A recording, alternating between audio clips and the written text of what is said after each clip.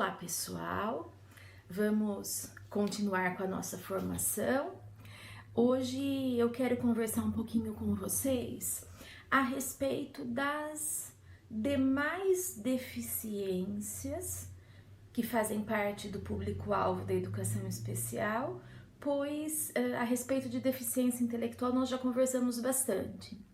Então eu quero conceituar um pouquinho cada deficiência para vocês e colocar também a questão dos serviços, das formas de atendimento. Bem, quando nós falamos em deficiência auditiva, eu não sei a quem vocês se reportam quando pensam em deficiência auditiva, mas o deficiente auditivo, ele não é apenas o surdo. Certo? Como que é considerada deficiência auditiva? Ela pode ser a perda bilateral, parcial ou total. Ou seja, de um lado dos dois lados. Não é apenas o surdo. Eu acho que isso que a gente tem sempre que pensar. Então, deficiência auditiva, as pessoas, elas podem ter a perda bilateral, a perda total ou a perda parcial. A perda total, no caso, o surdo. Os serviços, as formas de tratamento que esse aluno vai ter no âmbito da escola. A sala de recursos, isso é muito importante, onde os professores especializados vão trabalhar dentro das estratégias que lhes são propostas, e no caso o intérprete em sala de aula, o intérprete ou interlocutor, reforçando sempre, intérprete não faz adaptação de currículo, o intérprete, o interlocutor, ele vai passar a mensagem para essa pessoa a qual ela não ouve. Bom, quais são os tipos de perdas que o deficiente auditivo pode ter? A leve, a moderada e a profunda, certo? Essa questão de perda leve e moderada é a perda parcial que eu disse para vocês anteriormente. Mais uma outra questão, as formas de ser, um deficiente auditivo. Ela pode ser, aqui são nomes mais voltados para a questão do aparelho mesmo. Ela pode ser a condutiva, a sensório-neural, a coclear, a mista ou a central. Tudo isso é visto via área da saúde que identifica o tipo de perda auditiva dessa pessoa. O exame inicial que qualquer pessoa faz via suspeita de deficiência auditiva é a audiometria, certo? Uma outra questão também que eu quero deixar aqui para vocês, sempre lembrarmos que o deficiente auditivo, ele não tem a deficiência intelectual associada. Caso ele tenha, ele é um deficiente múltiplo, certo? Mas só pela deficiência auditiva não significa deficiência intelectual. Então, com ele, eu trabalho com intérprete, interlocutor. Há as questões, se for a perda, devido à questão coclear, há a possibilidade de implante coclear. Há também os recursos, como o FM, para quem tem uma perda leve ou moderada. Então, todos esses recursos, eles existem para a pessoa com deficiência auditiva, sempre amparado pela área da saúde. Também eu quero falar um pouquinho para vocês da deficiência visual. A deficiência visual, pessoal, da mesma forma que a deficiência auditiva, não vai ser, como na deficiência auditiva não é apenas o surdo, na deficiência visual também não é apenas o cego, No caso da deficiência visual, é a pessoa que tem uma baixa visão, uma visão subnormal ou uma cegueira. Essas que são as características da pessoa com deficiência visual.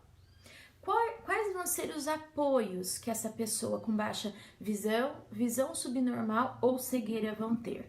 A sala de recursos também, que traz todo o apoio no sentido das estratégias e dos recursos a serem utilizados. Hoje nós temos o transcritor Braille via Ministério Público, não é, que acompanha, no nosso caso, das escolas estaduais, acompanham não pessoas com baixa visão, mas com cegueira, né? O deficiente visual, com esse apoio, ele vai ter o foco na questão Braille. Eu até coloquei minha blusa aqui para homenagear as pessoas com deficiência visual, né? Do acampamento que eu fiz com pessoas, que eu participei, né? Do acampamento com pessoas cegas e surdo-cegas. Então, coloquei aqui minha camiseta, meu moletom aqui em homenagem. Então, a questão da deficiência visual, qual é o foco do trabalho junto a essas pessoas? Orientação e mobilidade. O máximo de autonomia e independência que a pessoa cega tiver dentro do ambiente escolar, isso, né, vai favorecer muito na vida. Lembrando que há formas específicas de fazermos orientação e mobilidade, certo? Da pessoa cega, com uso de bengala ou com uso do guia, mas há as formas específicas para isso. Mas aqui eu citando para vocês. Além da questão da orientação e mobilidade também, nós devemos pensar na questão dos recursos que existem para o deficiente visual. Porque é que nós não, quando falamos em deficiência visual, não é apenas o cego, como eu disse. Há os recursos tecnológicos, como audiodescrição, que são software facilmente baixados, que ajudam nessa questão. Eu coloquei para vocês no material, inclusive, que eu disponibilizei sobre adaptação curricular lá no comecinho do grupo, que foi a adaptação do currículo paulista de língua portuguesa. Não sei se vocês se lembram que no comecinho da nossa conversa eu disponibilizei para vocês os arquivos de 6º, 7º, 8º e 9º ano. Lá, dentro da parte adaptada que nós fizemos, eu e mais 2 PCNPs, nós disponibilizamos os links de programas voltados para essa questão da deficiência visual. Então, software de audiodescrição, a questão da leitura dos livros. Então, há muitos recursos eletrônicos, não é? Recursos da internet, da mídia, para o auxílio e uma forma de acompanhamento das estratégias mesmo para o deficiente visual, certo?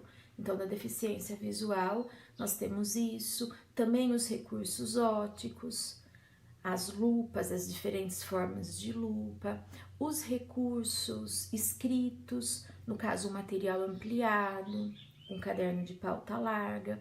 Então, todas essas indicações, elas podem ser feitas para a escola via sala de recurso, via profissional da saúde, e são recursos existentes para o trabalho da pessoa, junto à pessoa com deficiência visual. Reforço aqui também, deficiência visual não significa deficiência intelectual. Se a pessoa com deficiência visual, ela também tem uma deficiência intelectual, nesse caso, a pessoa é um deficiente múltiplo, certo? Então, aqui fechando um pouquinho o assunto da deficiência auditiva e da deficiência visual. e depois no próximo vídeo a gente conversa sobre deficiência física e altas habilidades.